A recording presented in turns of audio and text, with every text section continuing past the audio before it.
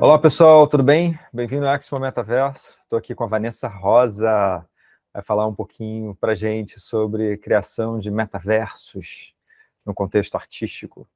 Fala um pouquinho de você, Vanessa, se apresenta, fala para a gente um pouco da tua trajetória como artista, né, artista visual, e como que a tecnologia foi entrando, né, na sua vida e o processo, o ponto que você está agora de criar metaversos artísticos, né? Sim.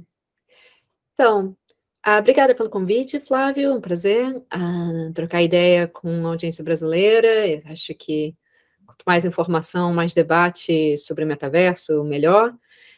Então, um pouco sobre mim. Eu cresci no Rio de Janeiro, estudei na UERJ, estudei História da Arte. Comecei minha carreira, tipo, com ilustração. Criei uma editora com a minha família. A gente começou em 2010, eu comecei a fazer livro infantil em 2013. Então, eu tinha esse trabalho paralelo, assim, de ilustração, design, venda, que é muito interessante, assim, criar a própria empresa, que aí você tem que lidar com todas as questões da ilustração. E, em paralelo, eu passei a fazer arte urbana no Rio de Janeiro, tipo, pintura no muro. Foi uma coisa, sei lá, cresceu espontaneamente. Eu vi, foi uma cena que cresceu muito no Rio de Janeiro nos anos 2000, e é um movimento muito vivo, muito bonito, sabe? Tipo, quanto eu aprendi de pintura só indo nas comunidades, pintando com a galera, aprendendo as técnicas na hora. Eu comecei a me envolver com NGOs, né? Com ONG para organizar projeto, coordenar e fazer pesquisa. E aí foi, na verdade, a arte urbana que meio que criou a minha carreira artística, né? Que eu aprendi a escrever projeto, a fazer exposição. E e aí eu passei a combinar, eventualmente, assim, descobri fabricação digital, passei a trabalhar com stencil cortado a laser para fazer mural, e aí eu desenvolvi técnicas de fazer azulejos em perspectiva, dando impressão de entrada na ilusão.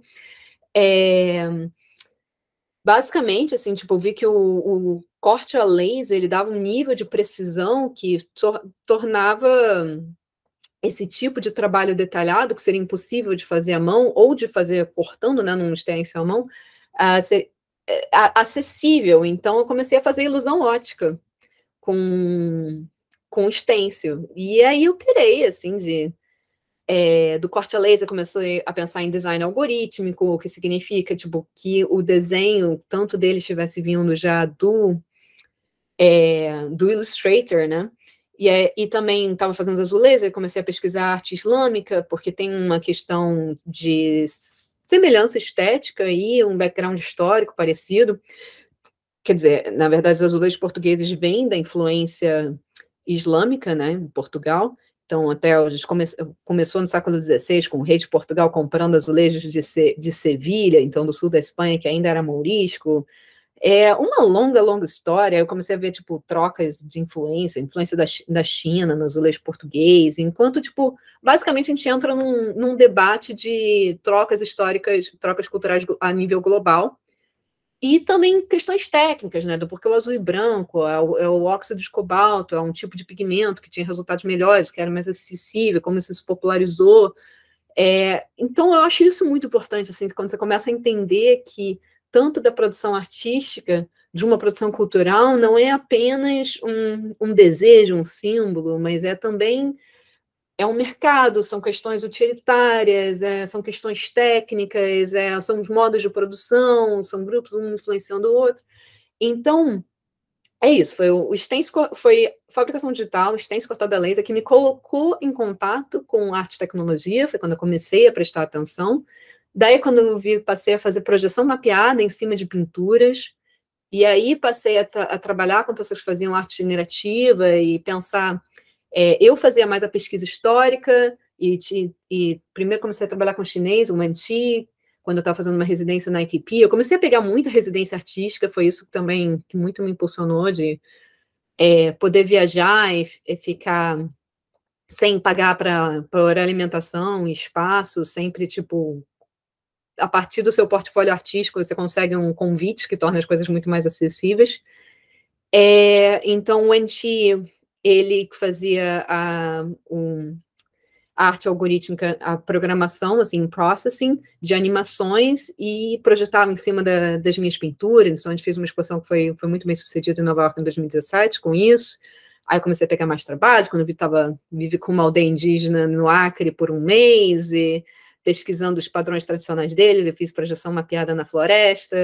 Cara, fico muito feliz, assim, de ter tido Só um ponto importante, assim, que você falou de arte generativa, né? Acho que só explicar um pouquinho sobre isso, né? arte eu acho que generativa, né? processo de residência também, acho que isso é muito bacana, né? Porque é permite isso, né? Explorar e desenvolver e evoluir, e não é uma coisa que depende de recursos, né? É uma coisa que depende muito do seu talento, de quanto que você corre atrás para conseguir essa oportunidade. Então, acho que é bacana isso também, você trazer da tua trajetória, como que você conseguiu evoluir isso, através Sim. justamente desse processo.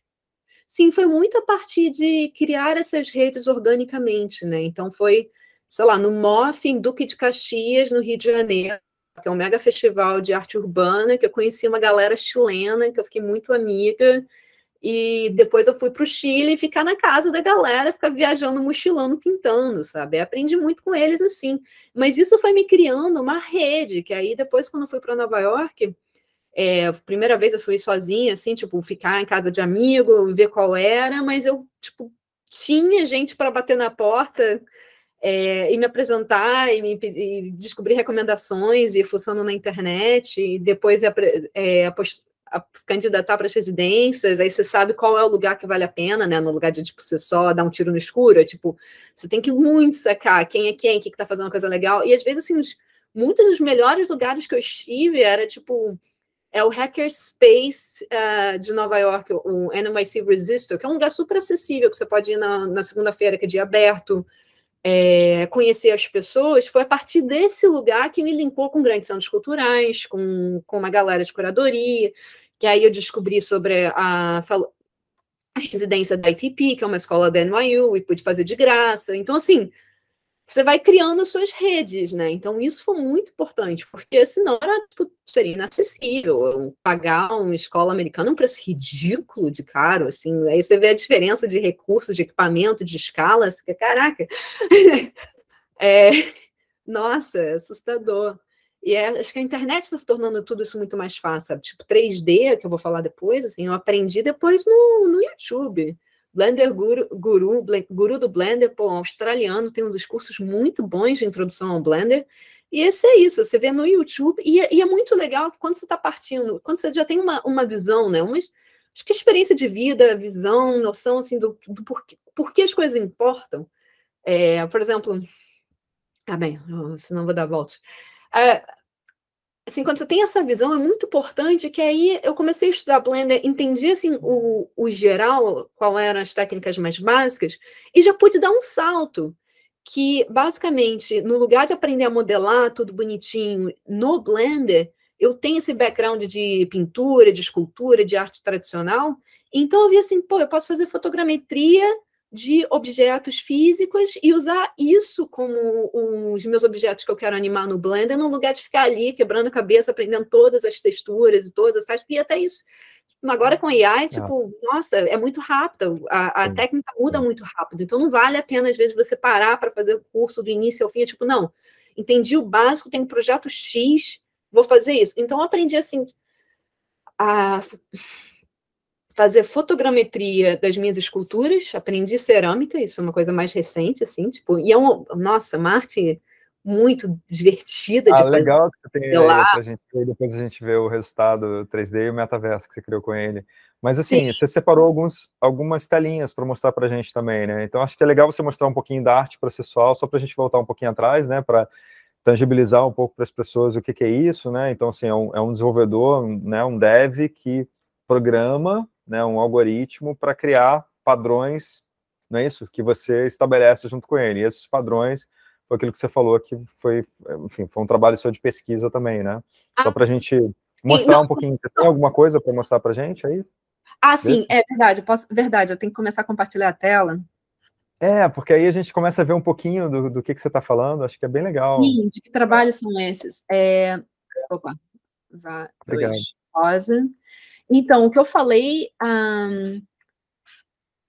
Para apresentar um pouco, assim, tipo, qual era o meu trabalho inicial de artista, ativismo, eu vim de um trabalho super figurativo, aqui são as pinturas, assim, no Chile, aqui na Alemanha, mas eu comecei, assim, bem, tipo, só em grupo de pintura no Rio de Janeiro mesmo, indo nas periferias, que é onde se aprende, assim, tipo, as melhores técnicas, só pintando com a galera mesmo.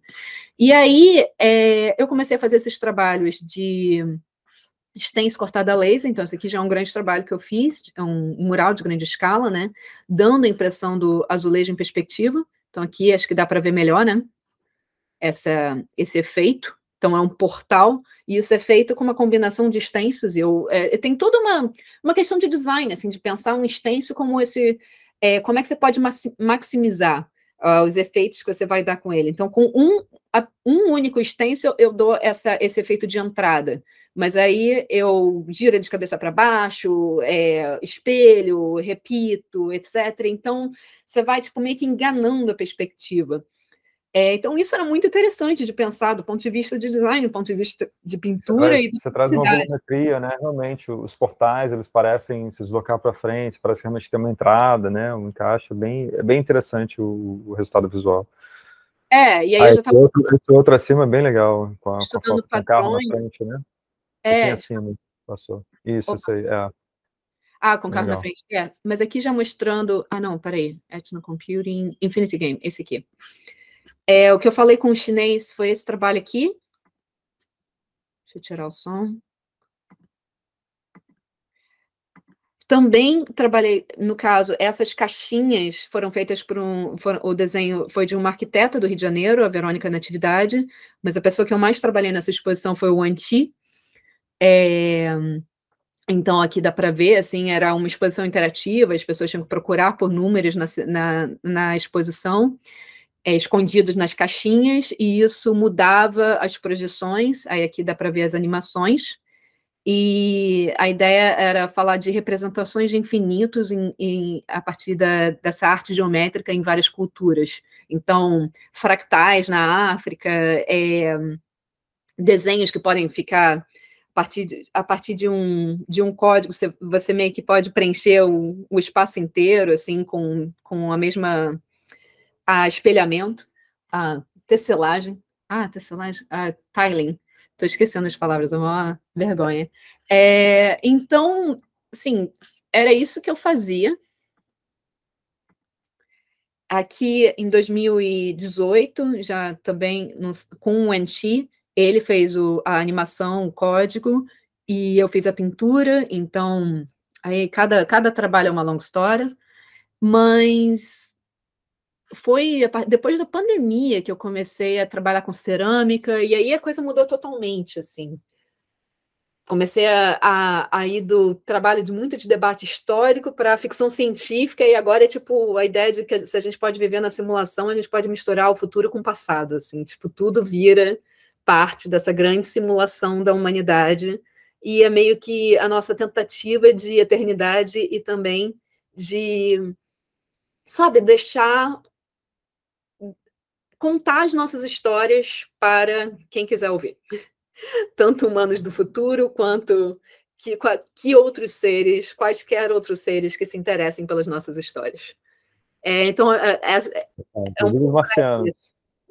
agora eu chamo de Pequenos Marcianos, o projeto que eu comecei em 2020, é um projeto também, eu gosto de pensar a longo prazo, então agora está se tornando um projeto colaborativo. Esse próximo ano vou começar a convidar pessoas a fazer os seus próprios pequenos marcianos, então a ideia é fazer tipo uma espécie de autorretratos ou fazer personagens próprios e aprender a treinar modelos assim, basicamente você usa um modelo de linguagem, GPT-3, para treinar um chatbot que consegue falar com uma determinada personalidade.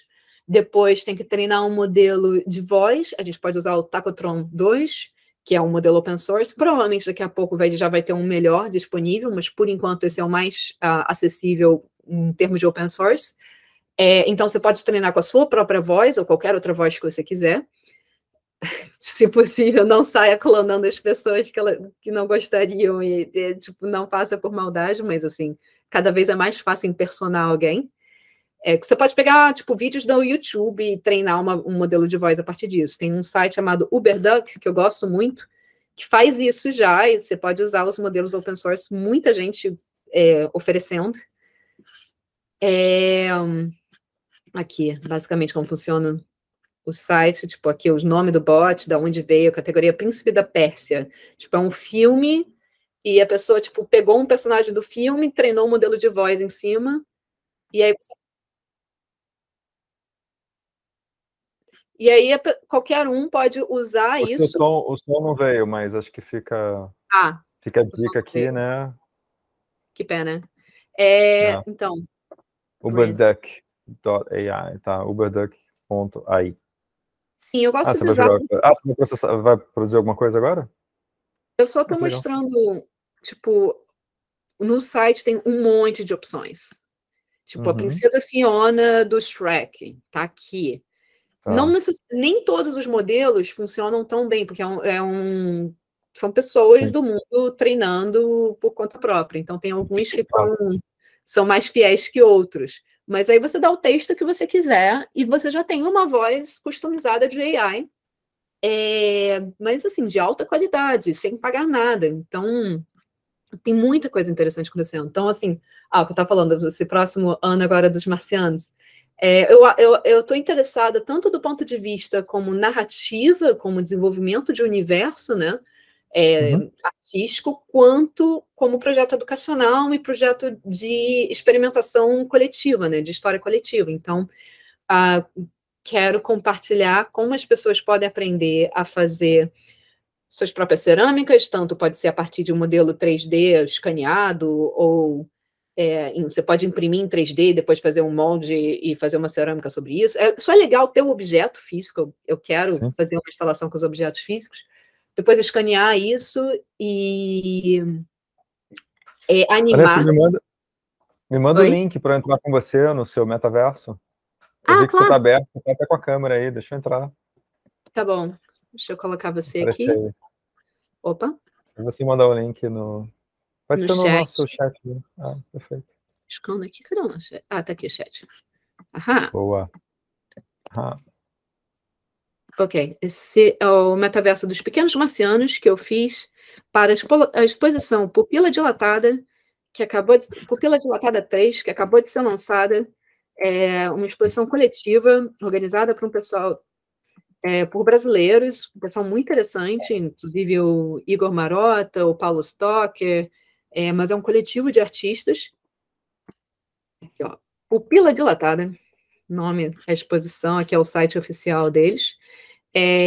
Então, eu já estava fazendo o metaverso dos pequenos marcianos, já lancei um no início desse ano para um outro projeto, esse aqui é o segundo que eu lanço, e o objetivo agora, assim, só explicando um pouco desse processo, eu estava falando, eu treino, eu faço as esculturas de verdade, escaneio elas, e depois eu faço a animação em 3D. E a animação também, tipo, nossa, pulei muita etapa nisso, está cada vez mais fácil.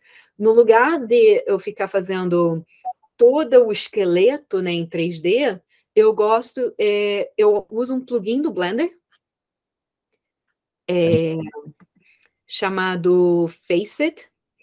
Então, aqui é um scanner que eu fiz do Jim. Então, do meu namorado. E tem alguns macetes, eu só quero mostrar um pouquinho como é que funciona, clean up. Eu sempre tenho que fazer make manifold primeiro, tem algumas coisinhas assim, tem sempre uns detalhes para prestar atenção, mas a grande questão é que no lugar de eu fazer toda a armação, né, tipo, a animação, colocar os ossos e os keyframes, cada vez é mais fácil, tipo, eu simplesmente usar um plugin desses para animar, tipo... Opa. Então, aqui, Generate Landmarks. Eu só preciso dizer onde está o olho, o nariz e a boca, e etc., Então, aqui, ó, não vou fazer direito agora, porque demora um pouquinho, aí tem que ficar ajeitando e tal, mas aí depois eu uso dados de captura de movimento, que eu faço com o meu celular, para, tipo, você pode simplesmente gravar você conversando na frente do celular e usar isso como input de animação. Então, e fica essa animação bastante realista, do tipo essa que está aparecendo na nossa frente, do pequeno marciano.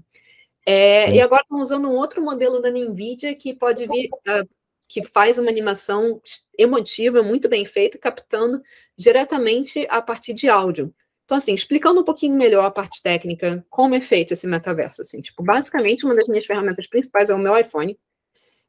iPhone é novo para mim, eu nunca tive um iPhone antes, sempre achei iPhone caro demais, no Rio de Janeiro eu teria medo de andar com iPhone. Mas aqui tem essas diferenças, né? Mas realmente aqui se torna muito mais acessível, agora que eu estou nos Estados Unidos, consegui criar minha vida aqui, agora tenho visto de trabalho, isso foi um longo, longo processo. Mas então agora eu posso usar o meu iPhone como uma ferramenta de trabalho, é uma ferramenta excepcional, porque ele tem um sensor chamado LiDAR, que é maravilhoso para fazer scanner 3D de ambientes, e também ele tem aplicativos de fotogrametria optimizados para iPhone, tem alguns para Android também, mas os de iPhone costumam ser melhores, pelo menos por hora.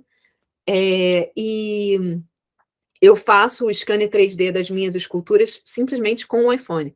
No entanto, é possível fazer com programas totalmente open source, é possível fazer no computador a partir de fotos. Antes eu comecei usando o programa Regate 3D, que qualquer um pode baixar. Só que aí, o problema desses programas é que geralmente eles são feitos para pesquisador, então, em termos de algoritmo, eles são até muito bons, mas a interface já não é tão acessível, demora mais, é um pouco mais devagar, e realmente, tipo, em termos do resultado final, eu fiquei muito impressionada quando eu passei a usar o iPhone no lugar do Regate.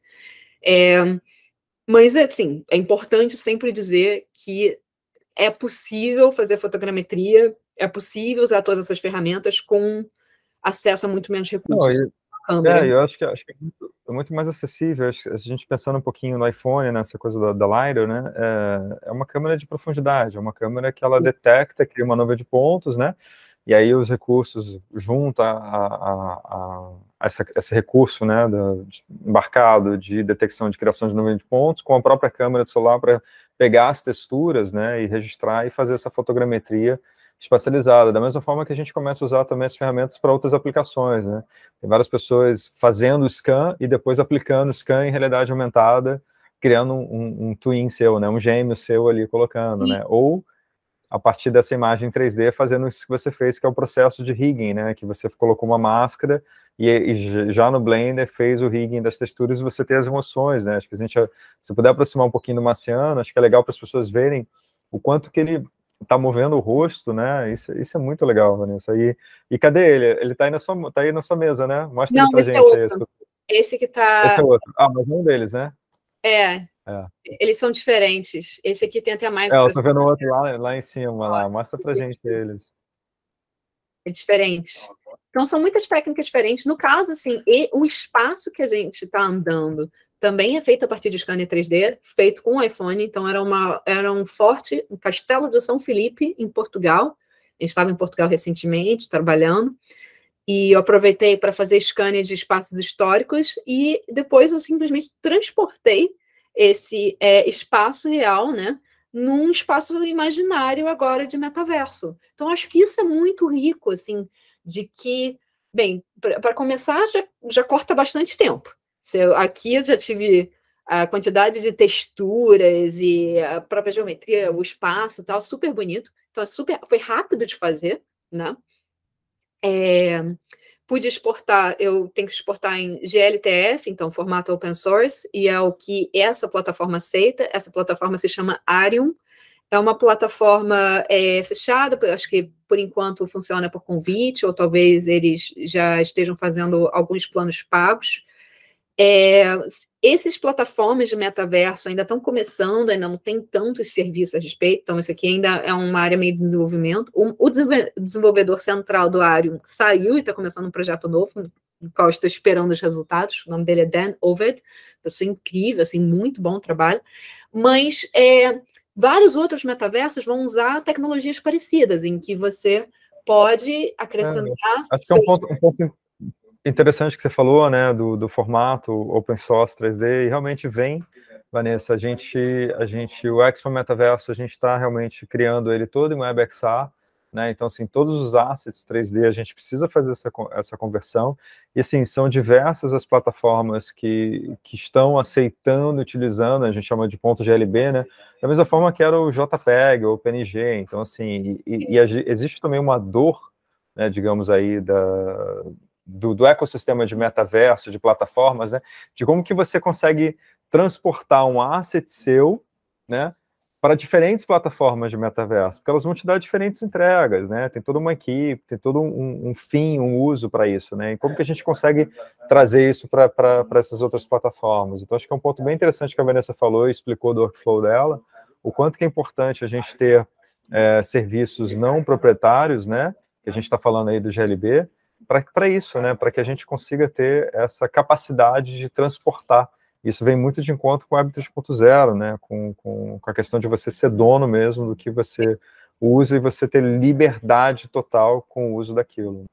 A gente fala muito de interoperabilidade, né, tipo, interoperability, nossa.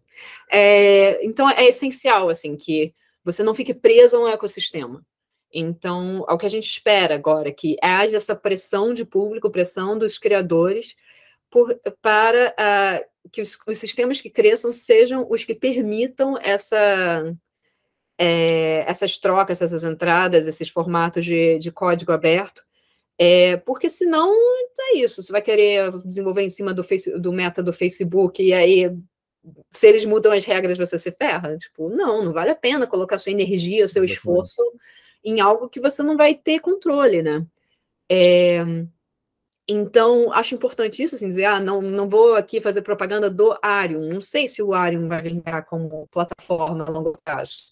Na verdade, eu quero que não vingue, eu quero que vingue a plataforma de open source que o Dan está para criar agora, que ele saiu do Arium. Mas, assim, por enquanto não posso falar mal, obrigada, que eu pude fazer as minhas galerias dentro do Arium, então está funcionando direitinho, acho que o sistema deles é ótimo, em termos de edição. A gente está numa experiência muito positiva, né? Eu acho que a gente vai trabalhando, mas você não mostrou para a gente todo o espaço. Termina de mostrar para a gente o universo aí, explica um pouquinho sobre o teu trabalho aí. Então, né? Esse espaço é pequeno, tem essa área aqui escondida, então eu gosto do poder brincar com paredes que você pode atravessar, então assim, o espaço todo você não pode atravessar paredes, mas quando você chega no finalzinho, tem uma parede que é tipo como se fosse uma sala secreta. Então tem muita coisa que a gente pode brincar, assim, gamificar também o espaço, que aí você esconde alguma coisa ali que as pessoas têm que encontrar, e elas têm que ficar testando. Mas no caso aqui, na verdade, esse espaço faz parte de um trabalho muito maior, que é o Pupila Dilatada, né?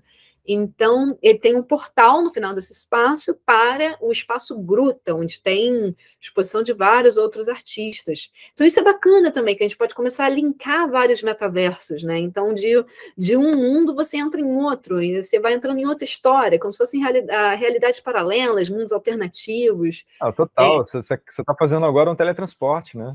Acabei de me teletransportar, então agora estamos no Pupila Dilatada, o trabalho de uma galera, aí é só tipo, clicar neles, aí aparece, esse é um trabalho do Igor Marota, que é parte do VJ Suave, aí está tudo à venda, como NFT, e aí tem o link, nossa, eles fizeram, aqui tem o portal para o meu espaço, e tem outros espaços, que linka ali também. Aqui é um outro metaverso que eu fiz para uma outra exposição, com a Untitled Frontier, que é uma CryptoPress baseada nos Estados Unidos, mas feita por um sul-africano chamado Simon de la Rouvière, que é um cara incrível do ponto de vista, assim, tipo,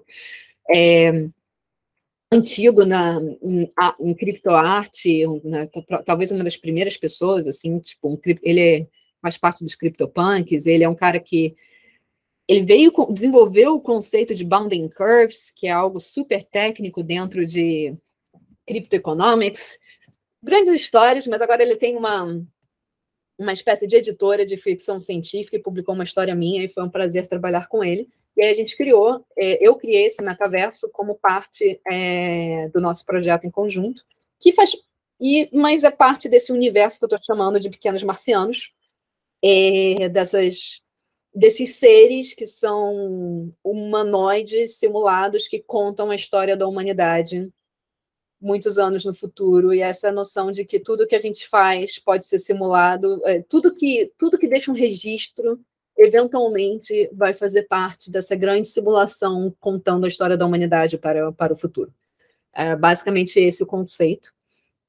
E é isso. Então eu estou, tipo, aprendendo muita técnica nova e vendo como compartilhar essas técnicas. Eu estava falando assim na parte das pessoas aprenderem a fazer os próprios pequenos marcianos deles. Eles não precisam todos ter essa forma, né, de tipo humanoide meio abstrato. Agora eu já estou fazendo outros tipos, tipo retrato que eu fiz aqui do Jim.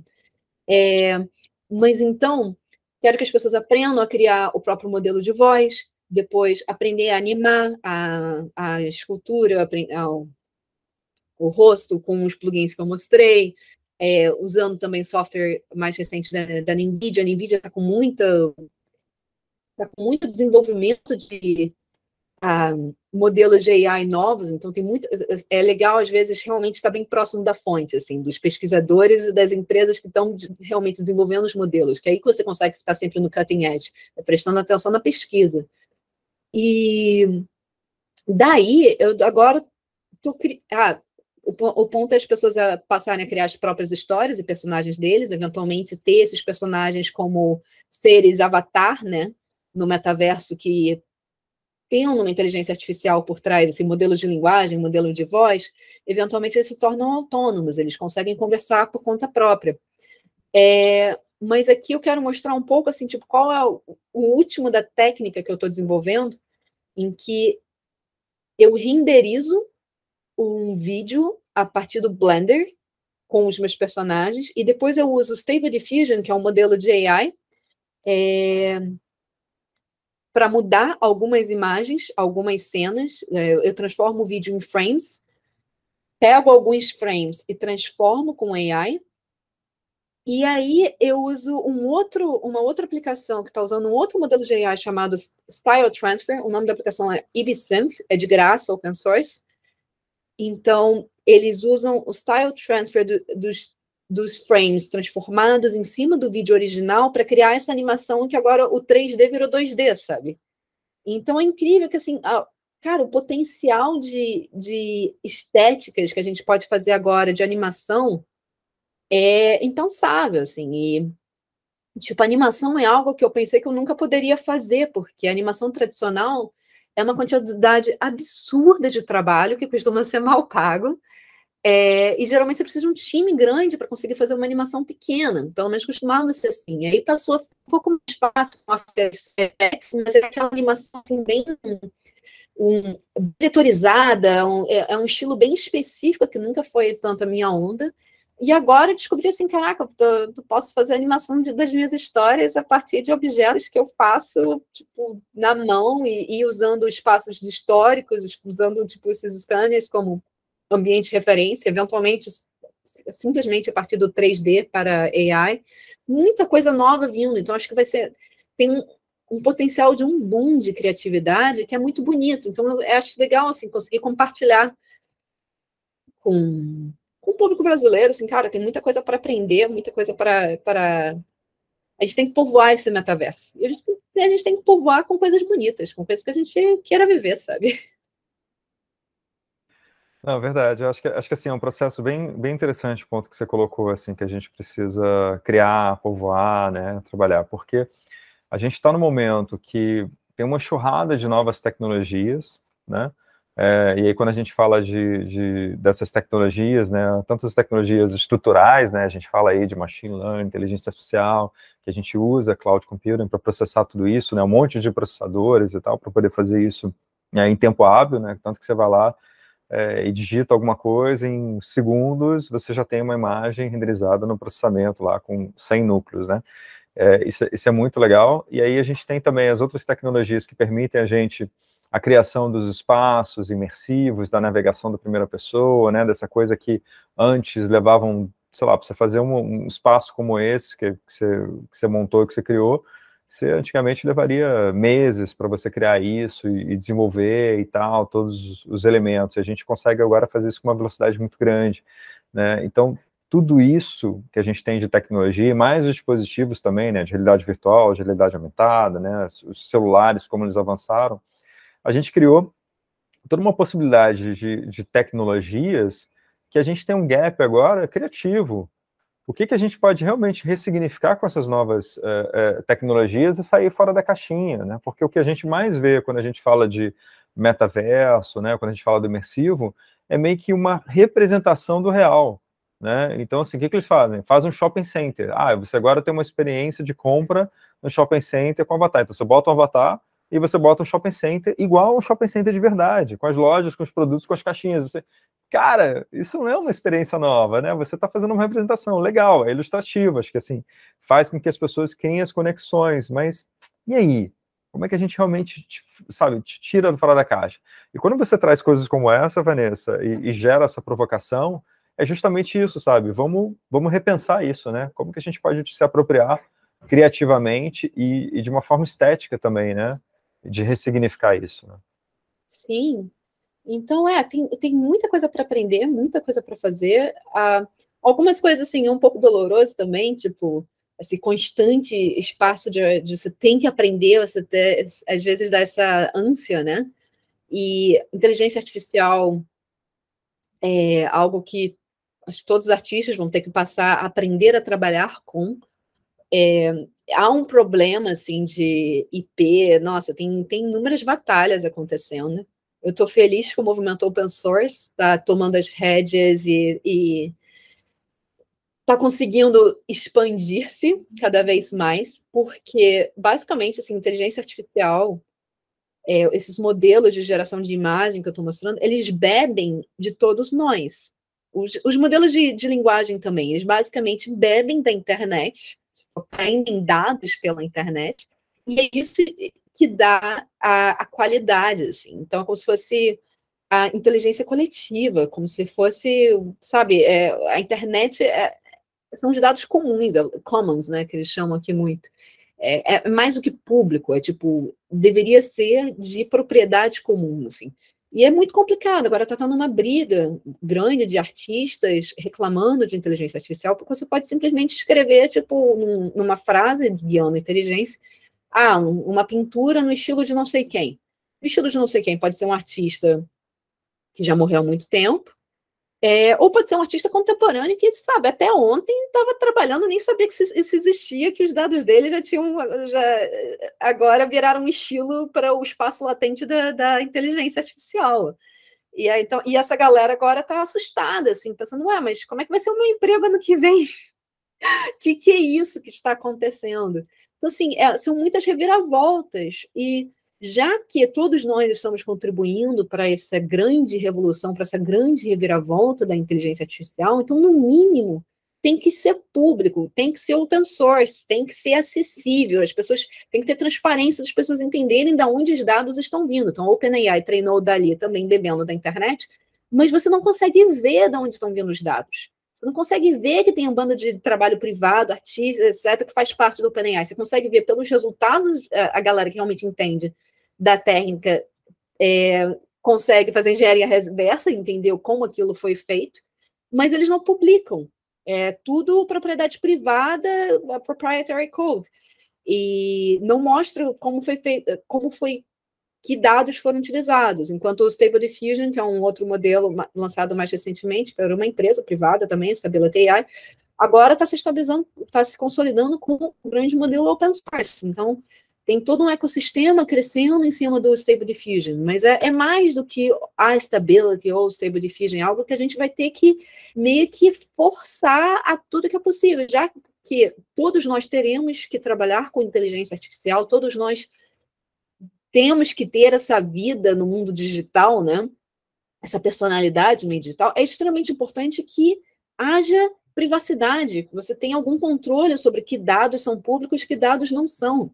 Então, a situação que a gente tem hoje, e que o Google, se ele quiser, ele consegue ver tudo que uma pessoa faz, sabe onde você esteve, o que você fez, etc. Tipo, isso já é muito perigoso. Imagina quando a gente passa a ver cada vez mais no metaverso, se você vive ali no meta do Facebook, o Facebook sabe, tipo, tudo sobre você, sabe? Sabe mais do que você mesmo.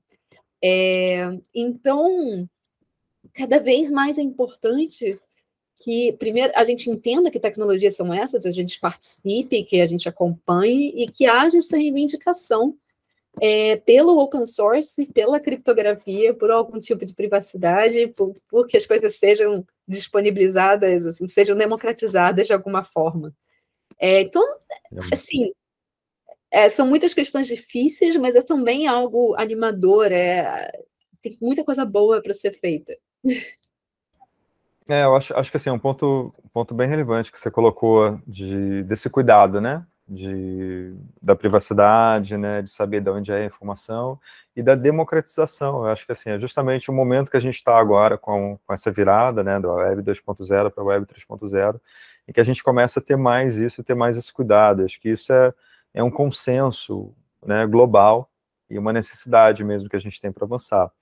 Vanessa, olha, foi incrível, muito obrigado por você contribuir com o evento, contribuir com as pessoas que estão aqui assistindo, que estão participando do evento. Eu acho que é muito inspirador também, e é legal que quando você mostra o processo, abre o Blender, ele falou e mostrou as ferramentas, começa a desmistificar, sabe, como que é fazer isso, e isso é tão importante para quem está começando agora essa jornada, entender, assim, que não é um bicho de 7 cabeças, não fica com medo, não se assusta, né? E nem fique achando também que o que estão dizendo por aí é o certo, é a verdade, entendeu?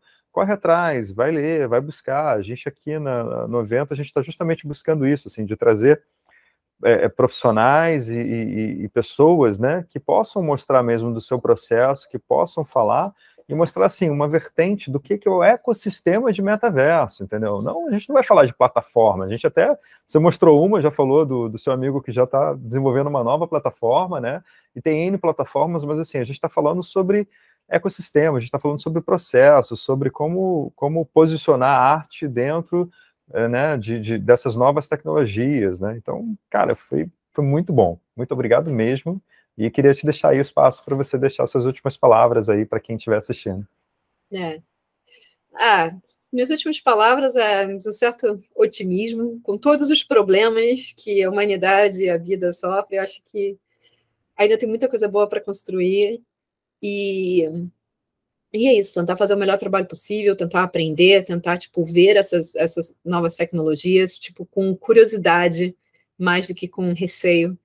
E entender que, tipo, existe muita coisa para ser feita, sabe? E estilos individuais, histórias pessoais, tipo, tem mais a que crescer com tudo isso. Tem como fazer o fine tuning, que é, tipo, você treinar a inteligência artificial para fazer algo no seu estilo. Então, assim, é como se agora virasse uma expansão de fazer animações agora com o meu estilo de desenho cada vez mais fáceis.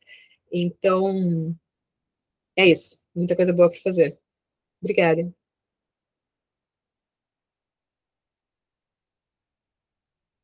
Não, obrigado a você. Eu tive um probleminha técnico com a minha câmera, tive que trocar aqui.